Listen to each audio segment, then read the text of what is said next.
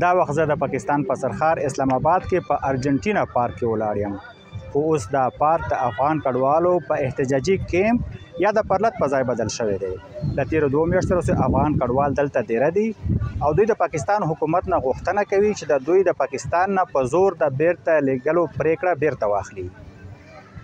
پاکستان حکومت وایي چې د افغانانو د موجودګۍ له وجې په پاکستان کې امنیتي او اقتصادي ستونزې په زیاتېدو دي.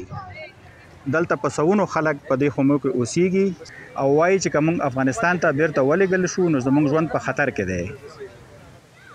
پاکستان د دولت نم دا خواهش دی چې د ډیپورتي افغانان چې ډیپورت کوي هغه باید مخنیوي وشي او بل ویزې بندي کړي په افغانانو. که چیرې ویزې خوشي کړي نو موږ افغانان دلته غواړو چې قانوني واوسېږو، ویزې واخلو. ولې متاسفانه چې تاسو په جریان کوئ چې اول یې میاشتنۍ کړله بیا د هغې نه یې بنده کړله، نو وخت چې ویزه هم نه راکوي اخراج اجباري سره موږ مخامخ یو. هلته زموږ د هیواد د افغانستان حالت معلومه دی چې طالبان دلته چې د 2021 کال نه چې دلته خلک راغلي دي ټول هغه خلک دي چې ډېری په جمهوري نظام کې کارونه کړي دي، هغه ژورنالستان دي، فعالین دي، نظامین دي، هغه خلک دي چې په خارجي مؤسسو کې کار کړي دي. متاسفانه کال ته لاړ شي نو تاسو ګزارشونه ګورئ چې ډېر خلک وژل کېږي، بندین کېږي.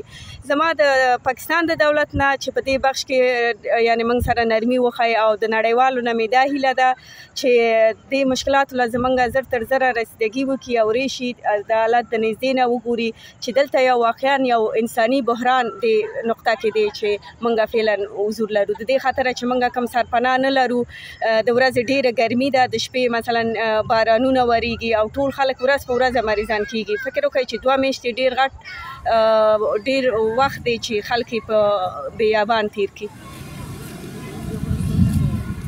دوی باید یو امن ځای ته انتقال کړل شي.